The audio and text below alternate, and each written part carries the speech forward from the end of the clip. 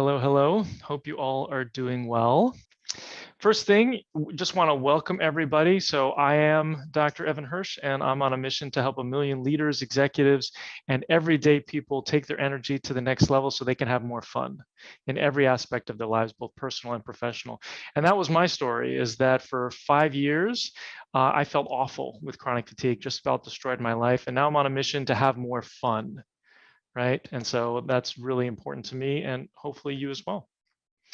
So, and we do that. We've got online courses and I work in the online environment as a health coach so that we can help people all over the world across state lines and national lines. So if you need help, just reach out. We've got different programs at different price points. So the other thing that I'd like to do right now is to do a bit of a gratitude practice. So we always start, hey, Carol, thanks so much for saying hi. We always like to start all of our live Q&As that we do in our program, which this is going to be very similar, except for the fact that we have everybody in a Zoom room. We always like to start off with a gratitude. So part of being ill and part of having chronic fatigue and other issues that we need to work on is we need to work on more than just the physical. So we're doing mind, body, spirit, emotional. And so the mental or the mind component, we do a lot of mindset work where we're working on gratitudes, envisioning, looking at limiting beliefs, looking at disempowering questions, and flipping all these things into things that we can repeat, that we can practice on a daily basis, that basically reprograms our brain. So gratitude is one of them. So if you would just drop a gratitude into the chat or just say it in your brain, and it can be anything. I generally say the same ones every single morning when I wake up.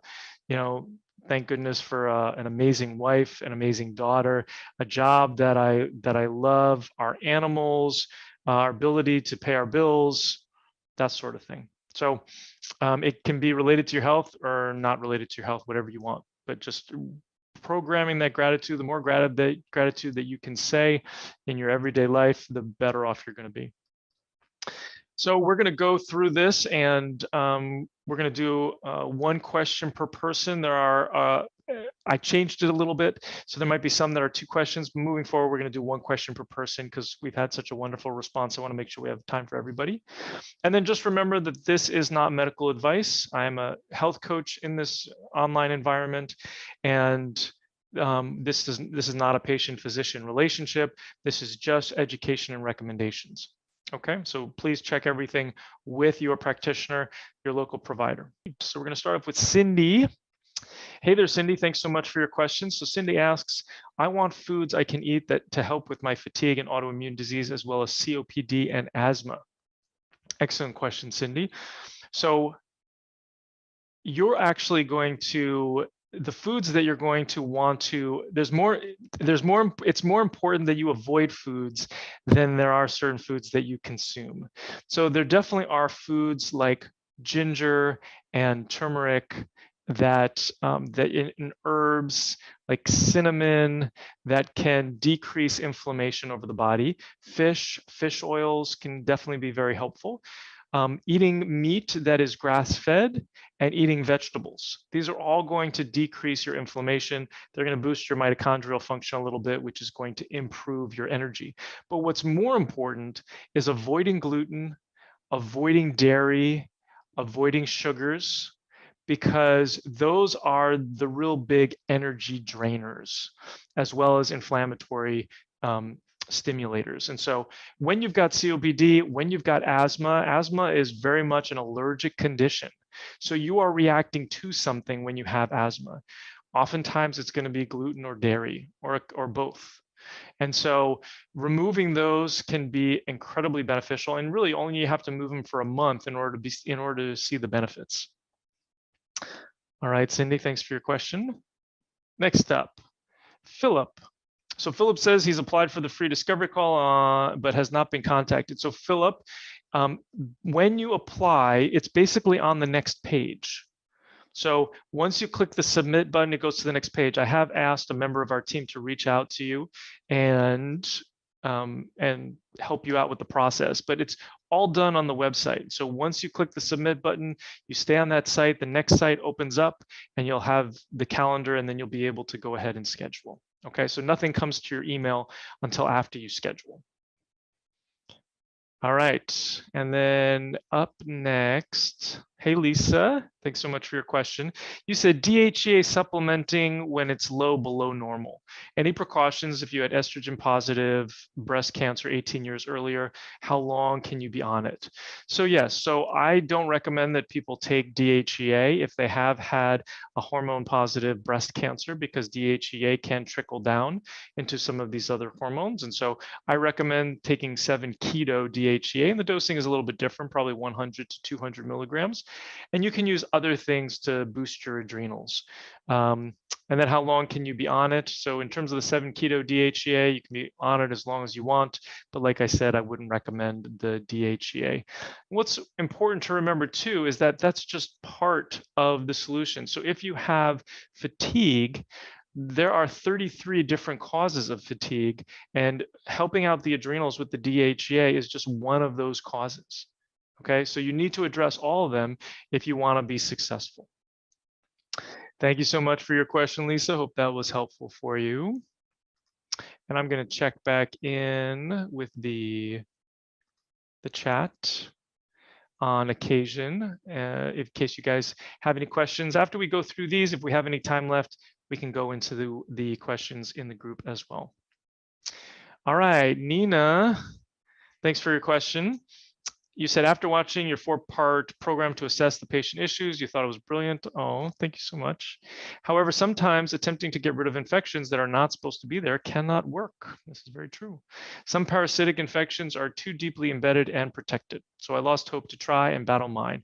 How do you address fatigue when it's hard to even begin to manage certain infections? So it's a great question, Nina. And so one of the things that you have to do in going through this process is we have a 4-step process that we use. Okay. And so if you take a look, this is part of our course material. And so step 1 is to assess the causes that you have. Step 2, and when you're looking at those causes, we're looking at deficiencies and toxicities. So deficiencies are things that are not in the body that are supposed to be. And then toxicities are things that are in the body that aren't supposed to be there. And so when we're looking at those, in step 2, we start replacing the deficiencies. So these are things like adrenals and thyroid and mitochondrial function and sex hormones and vitamins and minerals and lifestyle habits. So a lot of the stuff that you've probably done already, but we need to make sure that you are robust enough to tolerate step 4, which is removing the toxicities. And that's actually what this process is all about. Going after the heavy metals, the chemicals, the molds, the infections, the allergies, the negative emotional patterns, and the electromagnetic frequencies, okay? But we have to, in order to be successful in that, you have to do step 2 and step 3. So step 2 is boosting up the body, increasing the energy by supporting the adrenals, the thyroid, and the mitochondria. Those are what we call the big 3, among the other things that I mentioned. And then step 3 is opening up the detoxification pathways. So it's only with this step, in step 3, that you're going to be able to remove the infections significantly, because if you start just going after these infections, and I've seen this time and time again, going after the infection starts dying and it starts clogging all of your detoxification pathways, and the immune system starts reacting to that. And so that's called die-off, or a Herxheimer reaction.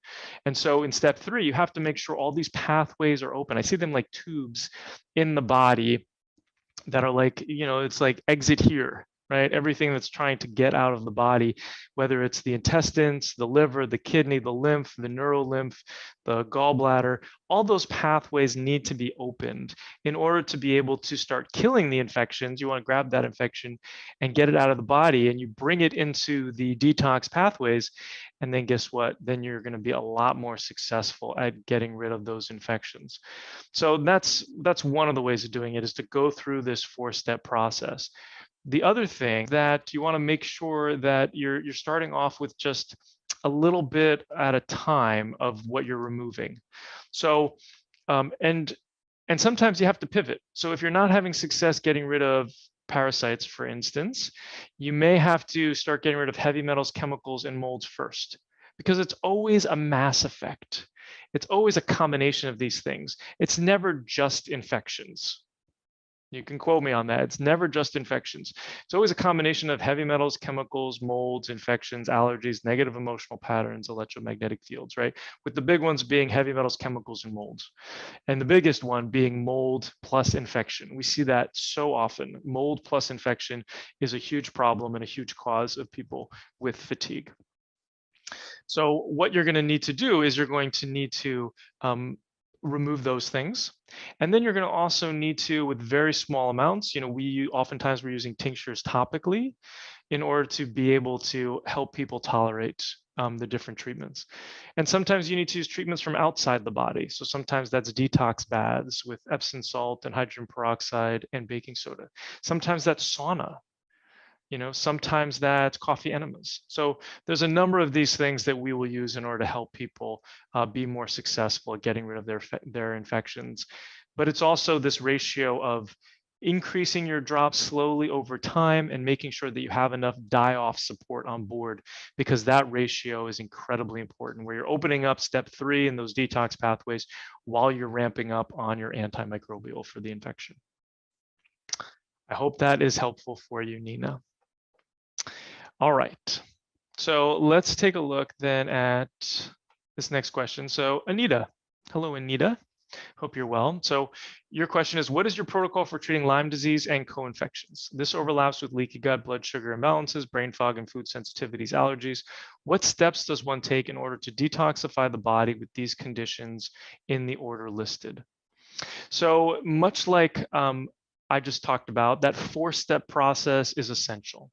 And so you have to be strong enough in order to detoxify and get rid of the infection. So that's step 2, making sure you're optimizing the big 3, especially adrenals, thyroid, and mitochondrial function.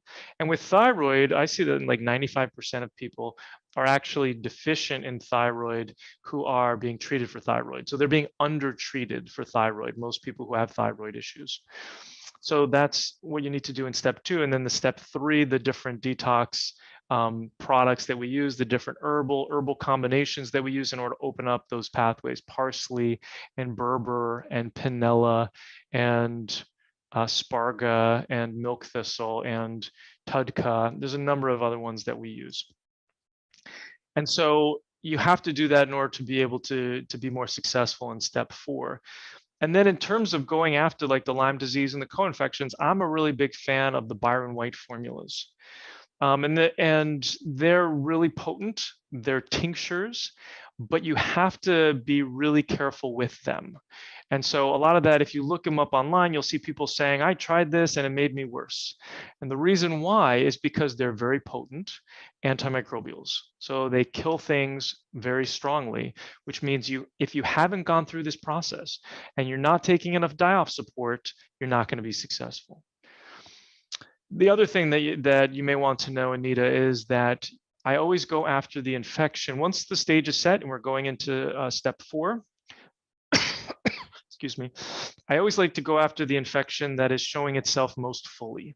So when you say Lyme disease and its co-infections, if somebody is having muscle pain or tenderness in the bottom of their feet or foot pain, they've got muscle cramps, they're having a hard time falling asleep, they've got cold hands and cold feet, anxiety or depression, that may mean that they have Bartonella. And you have to treat the co-infections first before you actually go after Borrelia, which is Lyme itself. And so that's where we're increasing the drops for the particular infection. And then oftentimes you're going to get something called the whack-a-mole effect, where another infection is going to jump out. Maybe it's Babesia and the person starts sweating all the time, or now they're having suicidal thoughts, or now they're having panic attacks. And then you go ahead and you start treating that. And then those symptoms quiet down, you get taken care of those. But in the end, it's really just all about these layers. If you think about the human body as like a barrel, and as we move through this light, we just gather these toxicities, these heavy metals, chemicals, molds, and infections, etc. And you just get FOS, you get full of stuff. And you just have to remove one layer at a time in order to be successful. And the length of time that it takes to get better really depends on the number of causes that you have and the severity of each of those causes. So I hope that's helpful for you. What I have found is that a lot of people, if you've got Lyme disease and co-infections, it's kind of a waste of time to mess with the gut. Everybody says start with the gut, but how long have you been working on the gut, and are you all better? But what I find is that oftentimes people have gastroparesis, which is basically a neuropathy of the gut from some of these toxicities, whether it's heavy metals, chemicals, molds, or infections, right? That those have to be removed in order for the gut to come back online, right? Because you can spend a lot of time, a lot of money going after the gut, but you're essentially barking up the wrong tree. But if you've spent 6 months, at least 6 months, going after the gut at this point in time, and you haven't had success, then it's time to pivot. And generally what I say is that if you haven't had improvement in 6 months with a provider, it's time to move on to the next one.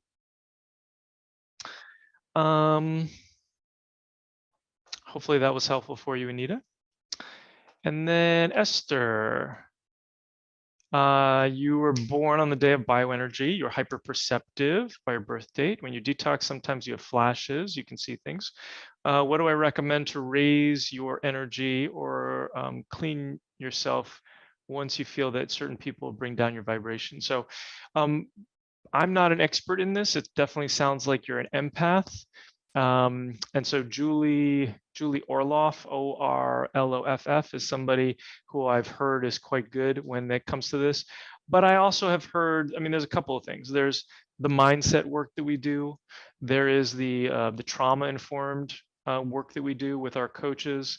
There is also, when you're an empath, you want to just kind of protect yourself from other people's energy. And so oftentimes saying, okay, I'm putting this energetic barrier around me where only good energy can get through. And that's something that you can do every single day, and you can refill it every single morning before you go out into the world. So hopefully that's helpful for you. And then this next question is from Annie. Annie said, I'm new to being a long hauler, came down with the virus end of December. Symptoms are really getting me down. Oh, I'm so sorry. What is the longest someone has had long-term effects? So unfortunately, there are people who got it early on in late 2019 or even early 2020 who are still suffering. So we don't know the answer to that question, but it looks like it's very similar to chronic fatigue syndrome, which is oftentimes triggered by an infection, and that we're going to see a lot of people, unfortunately, who are going to end up with that diagnosis of chronic fatigue syndrome. So I would highly recommend that you get help. And what that means, the most important thing being going after persistent viral illness. So the virus is most likely live and active in your body. That's one thing that the CDC has found in recent studies. There was another study that looked at people 4 months after they got the virus, and they didn't have any symptoms, but half of those people still had live active virus 4 months later. So we can assume that those people who, and we never like to assume in medicine, but for the people who actually have symptoms, they also have live active virus. And what we've seen too is that when we give antivirals, these people end up having die-off, and when done correctly, significant improvement.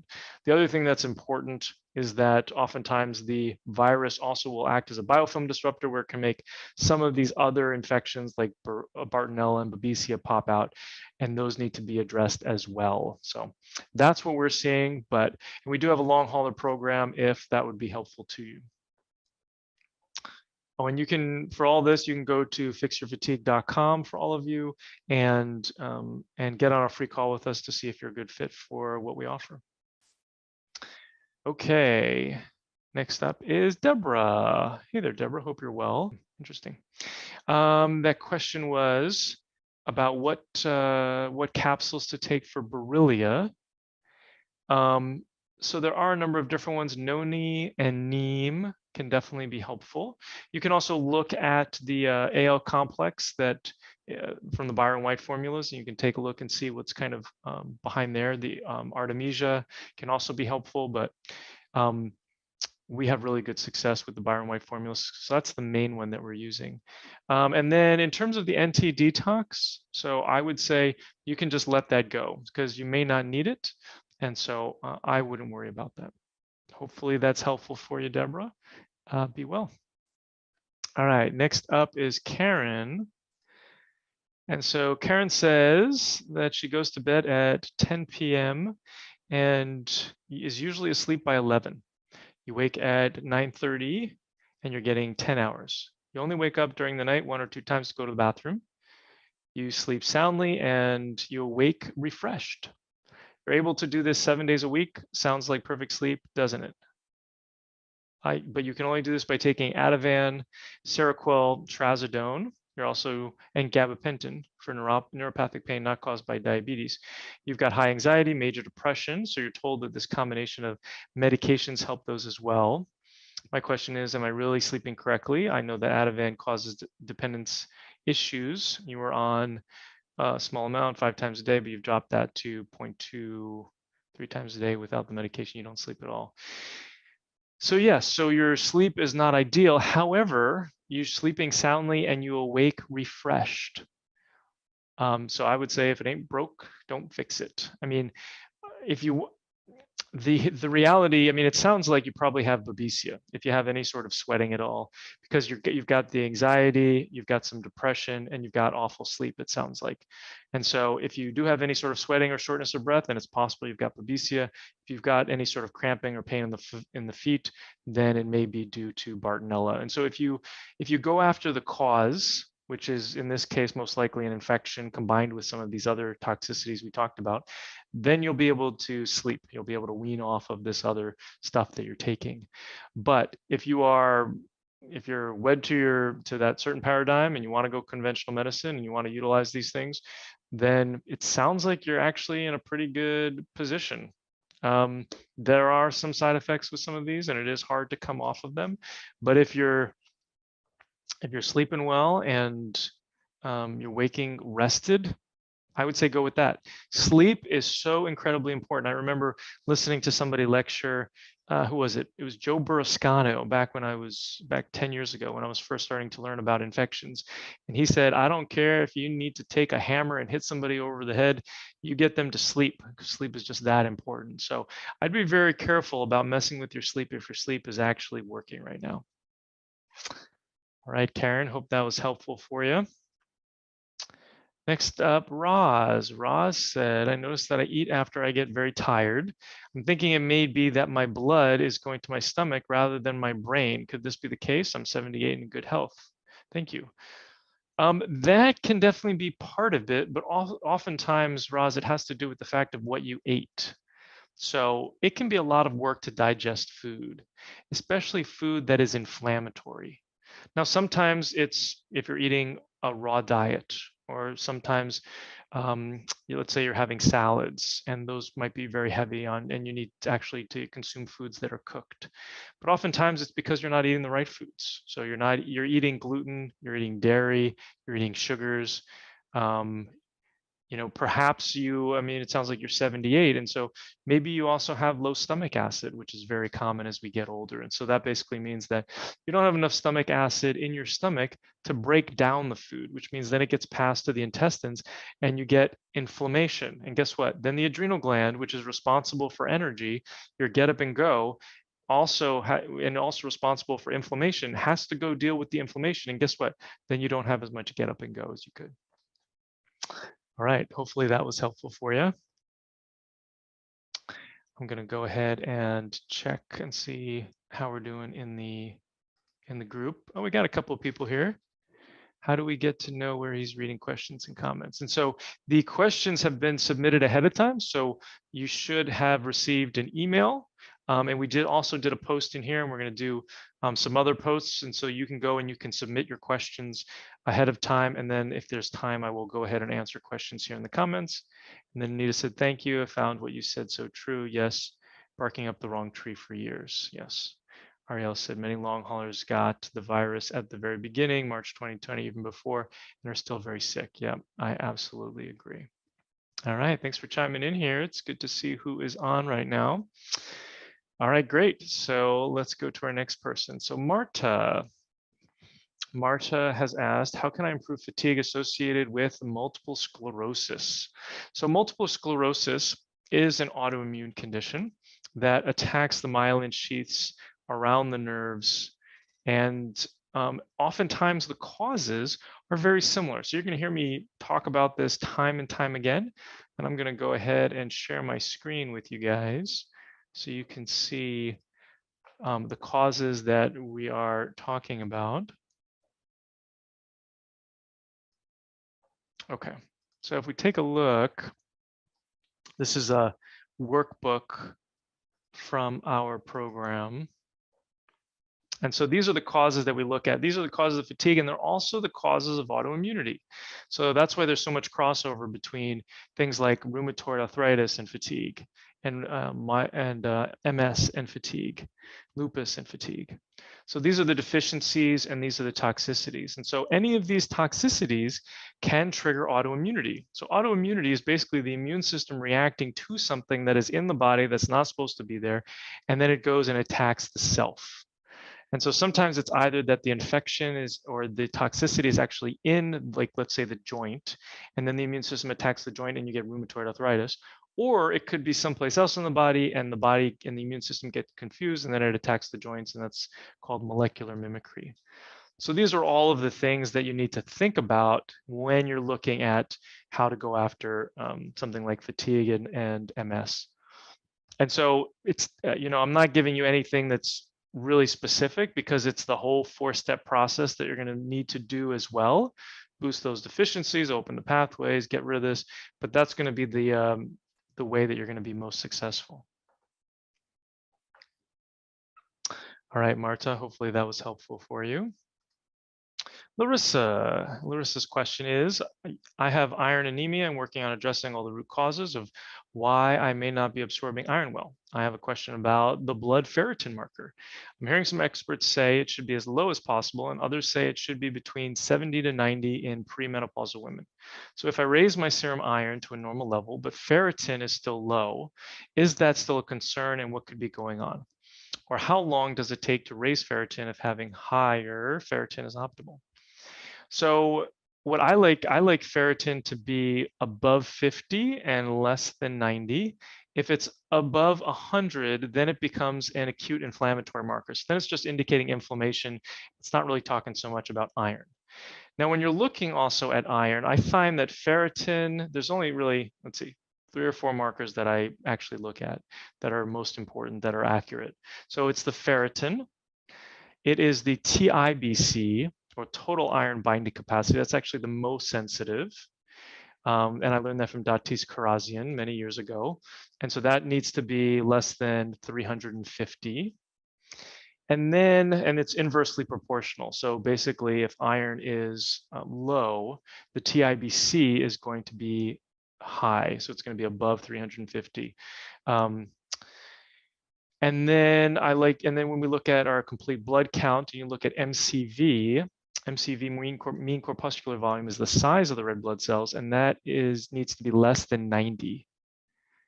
So those are the 3 main markers that I'm looking at to determine whether or not iron is low. So if it's less than 40 or 50 on the ferritin, if it's above 350 on the TIBC, and then if it is less than 90 or below, those all indicate to me iron deficiency. These other markers I'm not concerned with. I haven't found them to be especially helpful. The other thing that's important to remember is that infections love iron. So we don't want to feed infections by giving you iron unless your iron is really significantly low, and then we do want to boost it back up because iron can really help increase your energy and improve function of so many different aspects to the body, and we'll deal with maybe a little bit of it going to the infections. How long does it take to raise the ferritin if having higher ferritin is optimal? If your ferritin is like 30 generally, and it's going to take, depending on what you're using, if you're using herbal iron or Floridix, versus using some of the more prescriptive stuff, iron gluconate, iron sulfate, it's going to take 2 to 3 months in order to get it up. But you may have to, at that point, if it's not as high as you would want, then you're going to want to increase the dose of what you're taking. But also remember that some of it's going to be sequestered by the infections if you do have infections. But it looks like your energy is 8 out of 10. So sounds like you're doing pretty well. So you probably don't have a ton of infections. All right, hopefully that was helpful for you, Larissa. Next up, oh, looks like this is another question from Annie. So Annie says, I've got cramping all over my body. Last night I cramped almost every time I moved. Can someone help me on this? My dry cough doesn't go away. Sometimes it gets really bad. And you have marked down that your symptoms started after getting the virus, the pandemic virus. I'm not saying the name because of censorship, what we're seeing. So the cramping all over the body can definitely come from the pandemic virus. Sometimes it's directly from that, and sometimes it is from the virus triggering Bartonella, or Bartonella will cause that cramping all over the body. And so sometimes it can help to drink enough water, to take potassium, take magnesium, which is a natural muscle relaxer, take some detox baths, maybe just the Epsom salt, 2 cups in warm water. Excuse me. So those can all help, but in order to really get over it, you're going to have to go through the 4-step process, and you're going to have to make sure that you're addressing the virus as well as the Bartonella. All right, hopefully that was helpful for you. Next up, Darian. Darian says, chronic infections mold can take a huge toll on energy, but to detox and treat the infection mold, one needs energy. It's a what came first, the chicken or the egg spiral? How does one approach this dilemma? It's a great question. So we do it exactly. I mean, this is the main reason why we've set up our 4-step process in the way that we have, where the first step is to assess, the second step is to replace the deficiencies so that people can be as strong as possible. The adrenals, the thyroid, and the mitochondria, we call them the big 3, so important. I tell you, it gives people a significant shift in their energy. Detox pathways work better. Then you go into step 3, detox, and then, or opening up the detox pathways, and then step 4 are removing the infection. So hopefully that's helpful for you, Darian.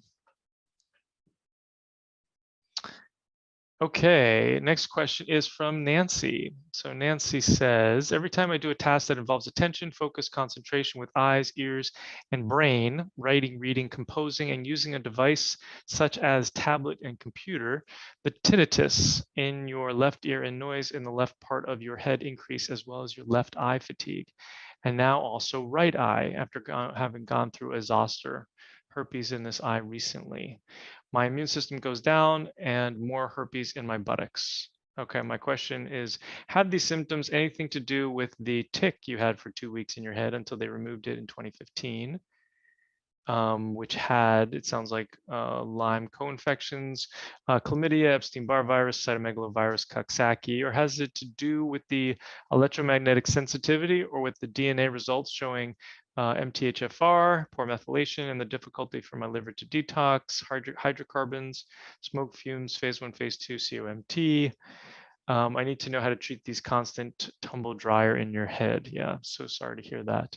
So hopefully at this point in this conversation, you have learned that it has to do with all of these different toxicities. So tinnitus and the vibration in the body oftentimes is more mold, but it can also be Bartonella. So those symptoms can sometimes look very similar, but it sounds like since you also have zoster, we know that there are viruses that are present, and it sounds like you've been diagnosed with some other infections as well.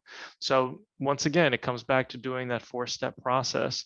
It comes back to removing all of the toxicities that you have present. Then you said you go to sleep around 10 and you take benzos as the noise in your head and left ear is unbearable. Oh, I'm so sorry to hear that. You have to sleep on the right side to avoid listening to it. You were able to work with the tinnitus since 2001, doing gigs as a musician, but since the tick bite had to stop working and having social life. After 5 hours sleep, you wake up with unbearable pain, painful noise on the left side of your head. If by any chance you turn your left side during the night, you get nightmare and sometimes you wake up in a cold sweat. Have these symptoms to do with poor liver detox, specifically with hydrocarbons, fumes, or infections, electromagnetic sensitivity, and what and how should I start treating these? Excellent English for being a Spanish woman writing from Barcelona. Thank you for joining us. Muchas gracias. So in terms of, so it's all about these, it's a combination. So it's not just one of these things, it's all of them. So you're going to have and the more toxicities that you have, the more clogged your detoxification pathways are.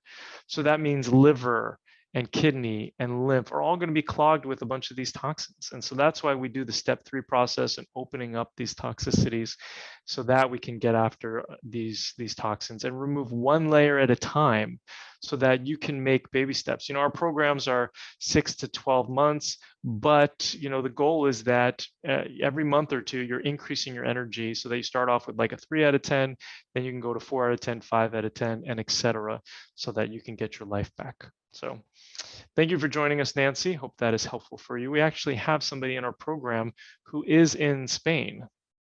Yeah, because we have a store that's in a supplement store and lab store that's in the European Union, as well as in the UK. And then we, of course, have in the United States as well. And then we also have in New Zealand, so that we're able to help people all over the world. So thank you for your question, Nancy. Hope that was helpful. Michelle is up next. I have extreme bloating, hair loss, and ongoing fatigue that gets worse after eating, she writes. The bloating started after I was taking a supplement, encoded oregano oil and SF722 to kill bad bacteria. Nothing so far is helping. What could be the issue with hair loss? Is it hormones or could it be thyroid? So it seems like, so you said the bloating started after you were taking a supplement, but not the other things. So hair loss could definitely be due to thyroid. When thyroid is optimized, and this is why we do this in step 2 with the big 3, the adrenals, the thyroid, the mitochondria. You guys are hopefully getting this as the more we talk about it. Everything works better. Thyroid is an amazing anti-inflammatory. It lowers blood pressure. It improves blood flow. It obviously improves hair loss. It improves the motility in the gut, so that if your gut is sluggish and you've got constipation, you've got bloating, improving your thyroid is going to make a big difference. But once again, remember, what is the cause of the thyroid? Because these step 2 products, even though they are incredibly helpful, they're still band-aids. They're just natural band-aids, because once you deal with the toxins in step 4, which is what this process is all about, you're going to need less of the step 2 products. Okay. And so you probably had die-off when you took the oregano and the SF722. So you didn't take enough die-off support in order to be able to deal with those infections that are in the gut. So there's immunoglobulins that we use. There's different binders that we use in order to bind up the toxins that are then produced. Because what ended up happening is the immune system, of which 80% is in the gut, saw these toxins that are being produced by killing the infections, and then it's reacting. And then you get increased inflammation and you get more of a sluggish gut. You get more stress on the body, which decreases the hormones.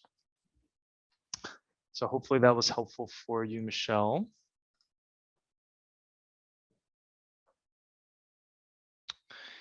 And then we've got Mary. Mary said, my 45-year-old daughter-in-law has stage 4 inoperable colon cancer. Oh, I'm so sorry. Oh, that's so hard. And is struggling to have an appetite and very low energy and bad fatigue. Please offer suggestions. So one of the things with an appetite and comfort, improving comfort, can be medical marijuana, cannabis. So that is one of the things that I know that has been used. I am not a cancer expert, though, so I would refer you to somebody who is better at this. There's Dr. Nalini. There's a number of different integrative cancer doctors who I'm familiar with. But if you search for integrative cancer practitioners or cancer doctors, you're going to find people who are going to be a lot more, have more tools than I do. In terms of bad energy and fatigue, alpha lipoic acid actually has been shown to be helpful against cancer, as well as boosting mitochondrial function, so improving energy. So, but I would say, the big 3 would be the biggest way to support adrenals, thyroid, and mitochondria. So that would be what I would recommend. If you're interested in knowing what products I recommend, so here's our supplement store. which is actually at store.fixyourfatigue.org. And if you go there and to register, the code that you need is Hirsch. So it's just my last name. And then you can get free shipping on your first order if you use Hirsch as a discount code. So my favorite adrenal product is Adrenal PX. So not the Adrenal PX with DHEA, just the Adrenal PX. Oh, that's the Adrenal PX Balance Syrup. So that's not the one we want either. It is the Adrenal PX Balance. That is the one that we want. And I find that this is incredibly helpful. 1 to 2 caps in the morning, 1 to 2 caps at noon can really help with energy throughout the day. You can go up to 3 caps if you find that's to be helpful. And then the mitochondrial support that I really like is ATP 360. This is 3 capsules just first thing in the morning that I find incredibly helpful. And then in terms of thyroid, there's a couple of different things. I mean, there's some more nuances to thyroid, so I'm kind of hesitant to kind of let you loose on that. But there's something called thyroid support complex that I find is really helpful, where it just makes thyroid work better. You could take 1 or 2 capsules first thing in the morning. And if somebody has low thyroid symptoms and then you still need additional thyroid support, then we use like a thyroid glandular. But you do need to be under advisement, be under the care of somebody who knows what they're doing. And so I don't want you to get hurt with that. So I'm not going to show you that one. So next up is M. So M says, had second shot a week later, redness in your right ear, went to Dr. ENT, gave a magic powder, stopped the dizziness while on them, ears much better, still have some dizziness.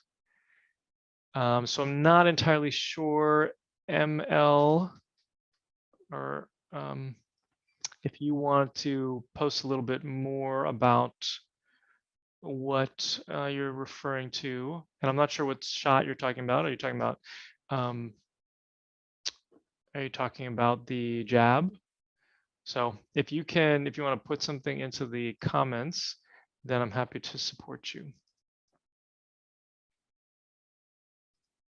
All right, next up is Kristen. So Kristen says, I am constipated and have insomnia. Nothing seems to help much. Can you please tell me how these are connected and how to heal both? Thank you so much. So it's a really great question. So if those are the only symptoms that you have, you probably have an infection that's in the gut that's also causing your insomnia. Though when we go through sleep, we actually go through a 4 to 5 step process where when we boost deficiencies, that can be really helpful. So maybe you're not absorbing enough because you're constipated. So the first thing is you have to take care of the constipation. And I'm a big fan of doing a magnesium ramp up. So in our store, which I just referred to, there's a product called magnesium citramate, CITRAMATE. That's a citrate that you can kind of ramp up on. If you do need some additional, or the triple mag, that's another good product, triple MAG. And basically you increase by 1 capsule every 3 days, and until you get up to a dose that works for you, until you get maybe a little bit loose stools, and then you just back off by 1. So let's say you're doing 4 capsules a day, you do that for 3 days, then you go up to 5 capsules, and then all of a sudden you notice that stool's a little bit loose, then you just go back to 4 capsules, and you just live there for a while, because you need to clean that out. But it could be, and that's part of my story, is that one of the reasons why I got chronic fatigue is that I had a bowel movement once a week for the first 20 some odd years of my life because I didn't know any better. And if you're not having a bowel movement every day, ideally twice a day, then guess what? You are reabsorbing all of the toxins that you're trying to get out of your body. And so it could be from some of those toxicities as well. But coming back to helping you with your insomnia, part of it is lifestyle habits. So, making sure that you've got a dark room, making sure you're going to bed on time. Part of it is boosting any sort of deficiencies. So the big 3 that I talk about: adrenals, thyroid, mitochondrial function. Vitamin B12 taken in the morning can really help. I actually get more people to sleep at night by giving them things in the morning. And that's those things that I just mentioned. Vitamin D can sometimes help. And then there are some natural things that people can take at night. But then we also have to think about what infections are present. So maybe there's Bartonella or Babesia or Borrelia or Epstein-Barr virus that are also causing a neuropathy in the gut that may be causing a gastroparesis or slowing down the gut. So those are the things that we do to help people fall asleep and to get rid of constipation. Hopefully that is helpful for you. And it looks like you're taking some of these things. Oh, and you're also taking bioidentical hormones. So if the insomnia, well, I don't know how old you are, but if the insomnia is worse since menopause, progesterone helps women fall asleep, estrogen helps them stay asleep. So you may need one or the other or both. And then it looks like you're taking a number of things to get to sleep at night. Yeah, but once again, those are band-aids, you know, melatonin, tryptophan, magnesium, right? And so we want to make sure that we're getting at the cause of the cause. We want to keep asking why. And more times than not, it's going to be heavy metal, chemical, mold, infection, allergy, negative emotional pattern, electromagnetic field, with the majority being heavy metal, chemical, mold, and infection. All right, Karen, hope you're doing well. Karen's up next. So what is the order of treatment when someone is suffering from mold, heavy metals, viruses, retroviruses, Candida, parasites, and Mrsa in the sinuses? Great question. So definitely, let's see, definitely mold first. And then I would also do, I would take a look at which symptoms are the biggest issue for you. And also sometimes you can't tolerate, some people can't tolerate different treatments. And so I would say mold and heavy metals. I mean, going through the 4-step process, you're going to want to do all that first. And then I would say mold, heavy metals. And then at that point, I would look at what symptoms somebody's having, but maybe parasites or viruses, probably retroviruses before other viruses. Parasites, Candida, and then last, the sinus infections with Mrsa. So what's really interesting is that sometimes Mrsa is pathologic, so sometimes it's disease causing, and sometimes it's not. Sometimes you're just a carrier in the sinuses, okay? And so you obviously don't want to transmit it to other people, but if you do have it and you're not able to get rid of it, it's probably because you have an immune system that is not reacting appropriately to this, to the Mrsa, to the Staph aureus, because it's got all this other crap in the body that it needs to get rid of. So once you get rid of that stuff, it frees up the immune system. So I like to tell people the immune system's off in left field, not doing what it's supposed to be doing, because it's got heavy metals, chemicals, molds, and infections. And you need a somewhat intact immune system in order to get rid of infections, in order to keep them in check, right? And I shouldn't say get rid of, because we're really talking about bringing it back into balance. So you have to get rid of those toxicities, as many as you can, in order to bring the immune system back into balance. So Karen, hope that is helpful for you. All right, Ivanka. We've got a couple more questions and then we will conclude, because we're just about out of time.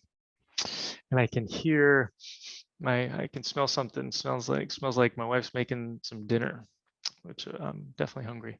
So Ivanka says, hi, I have very low cortisol and I'm not able to take hydrocortisone or prednisone due to neuromuscular weakness they cause me. It is said to stay away from herbs in stage 3. Are glandular cortex like thorns safe, because some say that they can cause adrenal crisis? What should I take? My body doesn't like vitamin C or D, no gluten, dairy, sweets, coffee in my diet. Let me know what to do. Thank you from Croatia. Okay. So I'm not entirely sure. I think I understand your question. And so what I would recommend, I would definitely start off with the big 3. So in terms of inflammation, right, we talked about how cortisol is our body's main anti-inflammatory. Cortisol is made by the adrenals. Adrenals use cortisol to do all sorts of other things in the body too. Increase our energy, regulate the immune system, manage blood sugars and insulin, right? So we have to start off with that. If your body doesn't like vitamin C or vitamin D, you're probably more sensitive to some of these other things. And so you're going to probably want to do some more global treatments. So saunas, starting off with just a couple of minutes and working your way up every week or so. Coffee enemas can be very helpful. Potentially maybe doing some red light therapy. Once again, starting off with very low amounts, maybe doing some detox baths. Okay. But you need to make sure that you're doing it in this order where you're in step 2, you're boosting your deficiencies, you're working on your lifestyle habits. And then step 3, you're opening your detox pathways. And then in step 4, you're going after your toxins. But a lot of this, if you are more sensitive, we have a lot of people going through our program who are more sensitive because the more toxins you have in your body, the more sensitive you are, and the more overloaded your liver is and your immune system is, then it's really important for you to be flexible. And oftentimes we're using things topically. So if you can't take things like you said, the herbs in step 3 orally, you can't tolerate those, then you can take them topically. And you're going to absorb a certain amount, and that's going to be helpful for you. All right. So Jessica says, as someone who's been trying to figure out what's wrong with me for 20 years, sorry to hear that, since puberty, how does a busy mom pinpoint the biggest root issues that will make the most difference when time and energy are very limited? Morale is struggling. I totally hear you, Jessica. And so I would definitely start with the big 3, those supplements that I recommended. That's going to give you a little bit of a boost. That'll take you from 6 out of 10 energy to 7 out of 10. And then you can start to work in the other ones. Okay, start opening up the detoxification pathways. And part of that is also a binder that we really like. And so that's going to start binding and pulling out the toxins. So you're not going to have a ton of die-off. And then slowly you can step into what other symptoms you have. Now, when people go through our program in step 1, 75% of those causes in step 1, those 33 different causes, can be determined by symptoms alone. So people love the fact that they can join our program and within an hour, they're going to know 75% of their causes. So then you're going to know which infections are most likely to be causing problems for you. So then you can, when you go through step 1, 2, 3, you've got everything on board, then you can start adding in the antimicrobials in step 4, since you're already binding things up in terms of the heavy metals, chemicals, and molds. And then you can start ramping up. So we have a whole checklist, which I'm going to share my screen with you guys so you can take a look at it and see.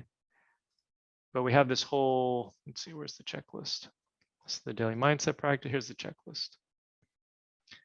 So this takes you through the process. So as you complete, because, let's say if you complete one of these things every single day or every couple of days or every week, guess what? You're going to be successful. So you just need to, budget some time to go through it and just check off these so that you can remember where you were. And this is a workbook that you get to put into your Google Drive and you get to say, okay, I've done this one. Now I know I can move on to the next. So it's all about baby steps. A journey of 1,000 miles begins with a single step. And humans, underestimate the amount we can achieve in a year and overestimate the amount we can achieve in a day, right? We always think we can achieve more in a day, right?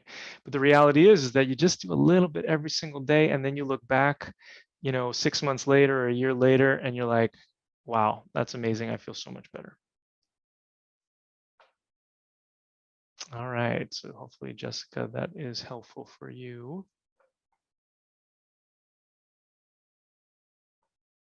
I'm just taking a look at the other stuff that you filled out. Thanks for doing that. Yep, so you said mold, viruses. Yeah, so I would say viral infection would probably be the place that I would go. And, negative emotional patterns, electromagnetic fields, you can tweak these along the way, but that's why we've got one-on-ones and we've got group components of our program to kind of help you guys wherever you are in the process. Okay, so next up is Virginia. So Virginia said, what exercises can you recommend for low energy individuals with chronic fatigue who are interested in exercising to detox? Energy level is a 5. So I actually don't recommend that people exercise significantly until their energy is about a 6 or a 7. Okay. And so what you can do is you can do jumping jacks, and but you just want to make sure that you're only going to do so many that you're not going to feel worse afterwards, right? Because part of this is exercise intolerance. It's really hard on the adrenals. So you want to make sure that once again, you're going to be replacing the big three, because that's going to help you with your resilience and with your energy. And so what I would recommend is doing something like that, or going for a walk around the block, but just figure out what you can do to move your body, or dancing. I love dancing. Put on some music, dance to a song. If you feel tired after that song, the song was too long, or you exercised too much. Okay, we actually have dance parties in our group program, which is really fun. So you just want to make sure that you are managing your energy until you are to a point where you can start being more aggressive and doing more with exercise. All right, hopefully that was helpful for you. Next up is Anna. Anna said, can toxicities and infections, mold, Lyme, heavy metals, etc., cause IgA levels to be elevated for an extended period of time for more than 8+ months? If these elevated, the answer is yes, though it's probably more of an infection that's in the gut, since IgA is on the mucosa from mouth to anus. If these levels stay high and don't lower even when making the necessary dietary and lifestyle changes, is it an autoimmune condition a concern? Yes, but it's not the immunoglobulin A that's going to cause the autoimmunity per se. It just means you've got a dysfunctional immune system, and oftentimes the immunoglobulin A gets elevated because it's going after a particular infection. And then you can, as we talked about before, with autoimmunity, if you've got an infection in the body and the immune system is going after it, it can result in autoimmunity. I realize chronic infections can lead to autoimmune conditions. Yep, but if the autoimmune disease is already there, how do you differentiate? Well, you don't need to. If the autoimmune disease is already there, you know that something's causing it. And so the infection that you have is probably, if you have an autoimmune disease, that could also be why you've got the immunoglobulin A that's elevated, because the immune system is already dysfunctional. And you don't need to differentiate, because you just need to find the causes. You just need to find your causes like we do in step 1, figure out which causes you have, remove them, and then the autoimmunity goes away. So then Trisha says, I have persistent long haulers and low glutathione. Fatigue kicks in early afternoon and after even low exertion. Also have POTS with dizziness from the virus.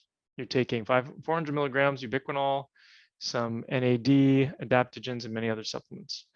Also can't seem to boost glutathione levels despite 1,200 milligrams of NAC and liposomal glutathione. You have a clean diet, you're gluten-free, dairy-free, soy-free, no alcohol, hydrate well. Thank you for your reviews, recommendations. So the question that I have is, are you addressing the live active virus? Okay, because that is the biggest problem that I see. And you're not wasting money on supplements, but essentially these supplements are band-aids for the damage that is being caused by the virus, as well as the other toxicities that it's working with. And until you remove those, you're basically just replacing some of these things, which are then just immediately becoming deficient. So you're fighting a losing battle. You have to get to the toxicities. You have to get to step 4, but you have to go through step 1, 2, and 3 in order to be able to do that. All right. Hopefully this was helpful for you guys. If you are interested, if this has been helpful and you're interested in kind of seeing what it would be like to work with me, like one-on-one, face-to-face in our group program or our one-on-one, definitely consider getting on a free call with us. You can do that at, I will drop it into the program. But you can go to our website at fixyourfatigue.com. And if you want to get on a call with us, you can go to schedule.fixyourfatigue.org, and that'll take you directly there. So hopefully this was helpful. I look forward to seeing you guys next month. We'll be sending out emails and posting announcements. So bring your questions, and thanks for being on this journey with me. Many blessings to all of you, and have a wonderful night and a great rest of your week. Be well.